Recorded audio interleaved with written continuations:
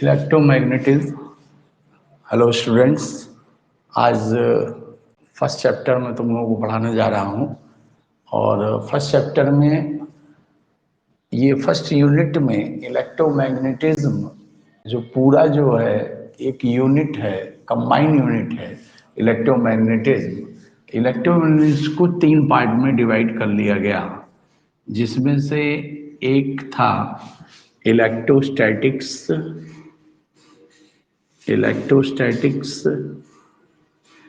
और एक था मैग्नेटिज्म और एक था आपका इलेक्ट्रोमैग्नेटिक वेव।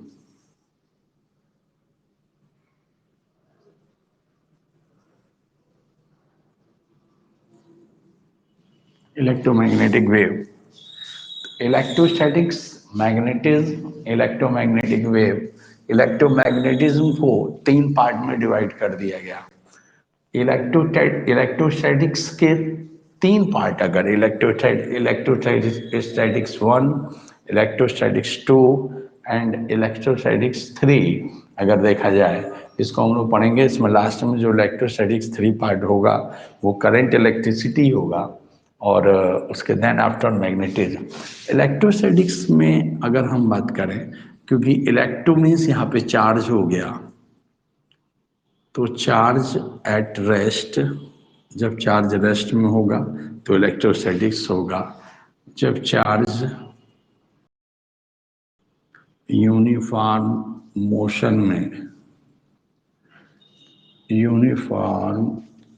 में हो गया और चार्ज आइसोलेटेड हो गया,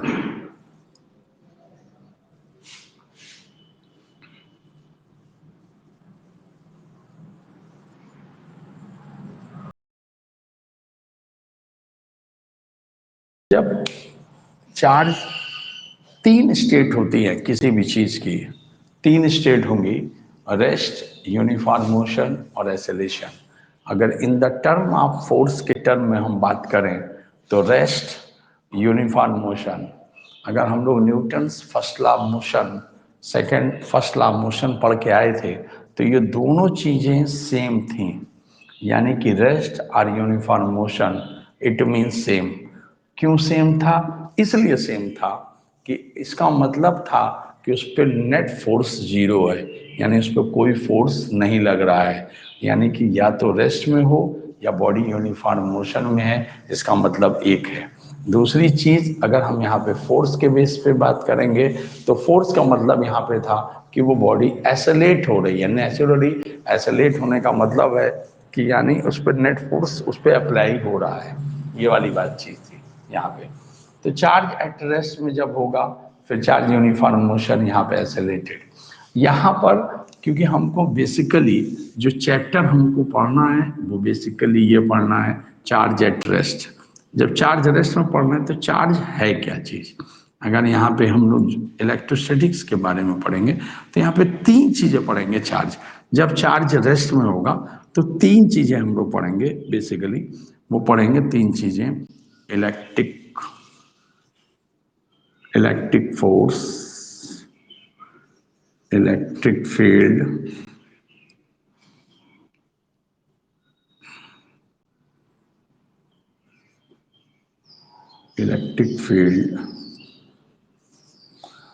एंड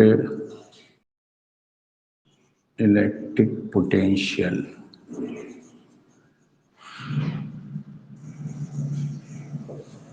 यानी the branch of physics which deal with the study of electric force, electric field and electric potential when the charge is rest is called electrostatics.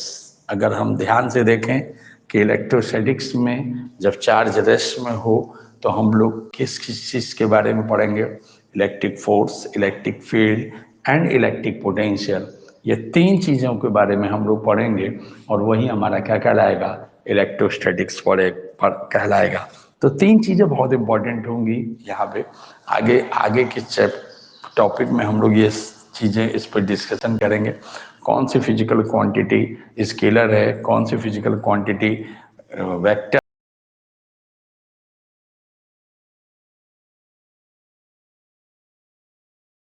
इसके बारे में विशेष ध्यान देंगे। ये चीज हम लोगों को ध्यान देनी पड़ेगी यहाँ पे। और यहाँ पर चार्ज जब यूनिफॉर्म मोशन में होगा, चार्ज जब यूनिफॉर्म मोशन में होगा तो वो मैग्नेटिज्म को प्रोड्यूस करता है।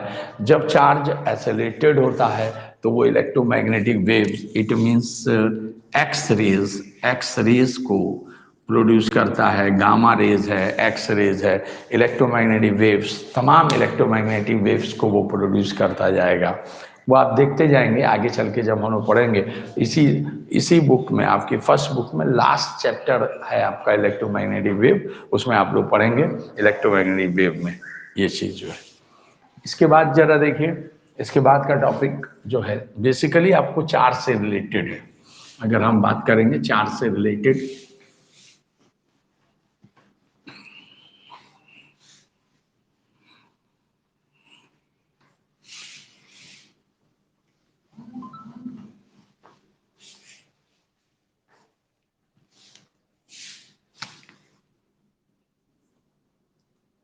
सबसे पहले हम चार्ज की बात करें। चार्ज है क्या? चार्ज की कोई परमानेंट कोई डेफिनेशन या कोई एग्जैक्ट डेफिनेशन नहीं होती है चार्ज के बारे में। चार्ज क्या है? चार्ज अगर हम देखें यहाँ पे तो charge it is the property, ये एक प्रॉपर्टी है due to which it produces and experience electric field and magnetic field.